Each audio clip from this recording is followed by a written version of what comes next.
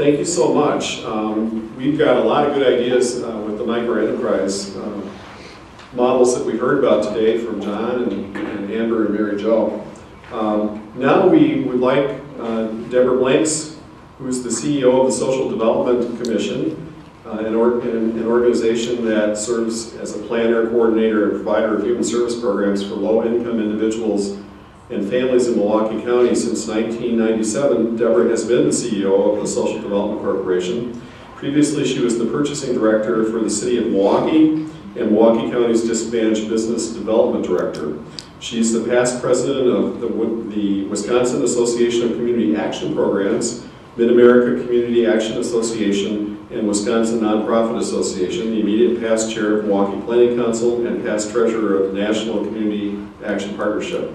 Under her leadership, SDC provides strong services for Milwaukee County's low-income residents through asset development, employment, family strengthening, and education. She is currently working on her doctorate in urban studies. And I'm turning over the lectern to her. Please welcome Deborah.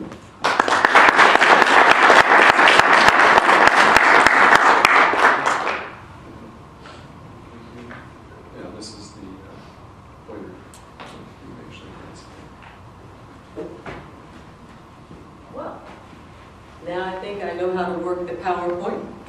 I'm not a real fan of PowerPoint, so we'll see how this goes. I know you're not supposed to say that to people when you're getting ready to talk, but hey, that's how it is. You know, the reason I really am excited about asset development is partly because of my grandfather. Daddy Frank, as we called him. He was our stepfather. We were a little scared of him. But he was a really nice guy once you took the time to sit down and talk to him. And when I was in college, I grew up in Raleigh, North Carolina. We went back to, my brother and I, to school where my father insisted we go because it was his hometown. He felt he had been denied access. So we were forced to go to the University of Illinois. And I had a bunch of relatives in Champaign and Daddy Frank and relatives in Mattoon, Illinois. So I spent some of my time in Mattoon, Illinois. And when I was in college, I was probably whining and complaining about not having a car. So Daddy Frank sold me his white Dodge car for $500. I hated it personally. Again, whiny, complaining, brat probably. It was white on the outside, light blue on the inside. It had push-button gears. I mean, I was a freshman in college in '69, so okay, it had push-button gears. I thought it was pretty terrible.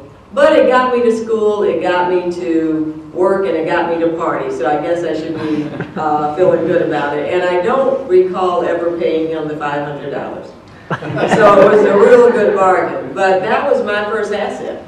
And what I know is most families that we work with at SDC don't have families who can give them assets. And many families, whether we want to admit it or not, one of the ways we are able to grow and build our assets is that it is passed down generation to generation. And so for SDC, we want to be in some ways like that family to the families we serve, that person who or that place that can help them start to grow and build assets. And the research talks about if you want to help people move out of poverty, of course you want them to be employed, you want them to have income. But income alone cannot always help people move out of poverty. If you really want them to move out of poverty, you want them to have family supporting jobs, good income, but also assets.